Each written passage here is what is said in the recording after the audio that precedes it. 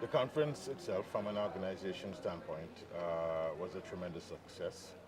I do believe that it's gone really beyond our expectations in a sense because so many positive spin-offs have come from this conference, not the least of which would be the type of networking opportunities that have come from it.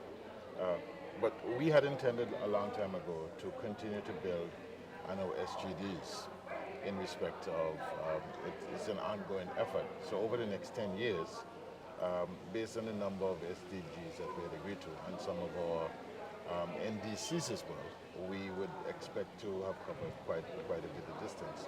But from my own perspective, as the minister with responsibility for renewable energy, the minister with responsibility for public utilities, that includes having an adequate supply of water, and from my own standpoint as the Minister for ICTs, these are all sitting at the apex of some of the more important SDGs.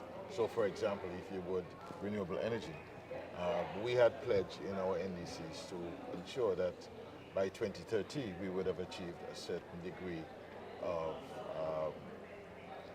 development with respect to renewable energies. We would expect that our energy mix would be at a certain percentage of our energy mix would come from renewable sources.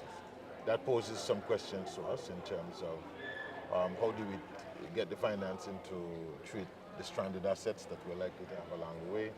How are we going to deal with carbon credits?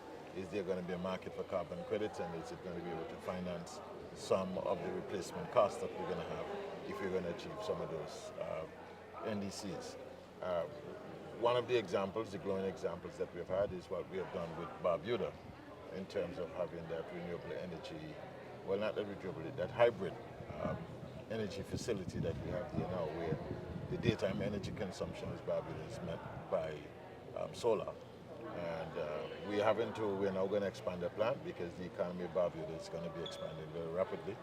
So I'm in furtive discussions with a number of persons as to what type of RFPs we put out to be able to attract investment and perhaps maybe to provide some power purchase agreements to those entities that would be interested in giving us more power to fund the economic expansion in Barbuda. Thank you, Minister. The Green Islands Foundation as an observatory and the Global Industry Association is part of it, is one of our supporters in the 100% Renewables Initiative. And we strongly believe that all the world need to go fully renewables by 2050, but the islands can be the first mover anyway. Yes. So you strongly believe that this can happen anyway, of course, with all the challenges you mentioned, but you would not be alone, but also with all our support. And I'm saying we need more development funding. I was encouraged yesterday that as an offshoot from this SIDS, that the government of Antigua has now signed on to CAF, which is Development Bank for Caribbean and Latin America. And we're expecting to, through that whole engagement, get a lot more development funding with concessionary rates. And that provides for concessionary rate financing. So we would be looking forward to a number of these opportunities so that we can continue to further our commitments to those NDCs. But even when you look at the issue of water, water has now become an issue, a major issue as a public good. And many small island development states are grappling with the whole question of water shortage, the water stress factor. I was in your own country, in Malta, at the start of this month, the end of last month and the start of this month, having discussions with your water authority, and they have given us a lot of technical support, and we have certainly learned from their process in terms of where they are. They're a little bit further down the road than we are. So we have learned from, we are learning from Malta's journey in respect of having a sustainable supply of water. And with respect to ICTs, one of the things that we know we have to do is to rapidly transform the operations of government to become totally digitally enabled to allow for the services that we offer publics to be available to them online, and to be able to improve the efficiency of government that way. as well as to make government more accessible to the citizen. Minister, the last question, of course, now this afternoon there will be the end of this conference. There will be some conclusions that will affect the next 10 years, some decision on the priorities.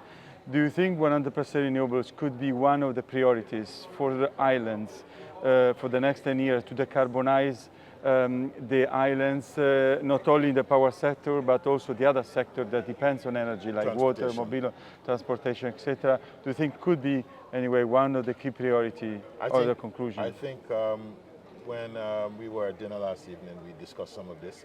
Yes, that has to be one of the priorities. That has to be one of the commitments. And, they've always said aim for the stars. And so that will be one of the start points that we'll have to, over the next 10 years, commit to the completion of the decarbonization process such that our energy grid, we've really made a transition.